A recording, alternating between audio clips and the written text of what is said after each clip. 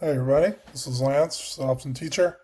We had a really big win on the SRX levels today. You can see we had an EMA 5-minute chart. A lot of EMAs really telling us market's likely going to be dropping.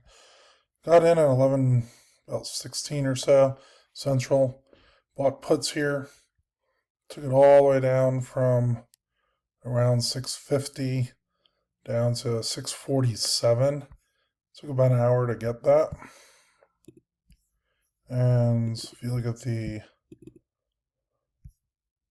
thinkorswim for it, we're at 11.18. Bought 3 contracts at 1.18 for SPY. Later on, 12.28, sold them at 2.34.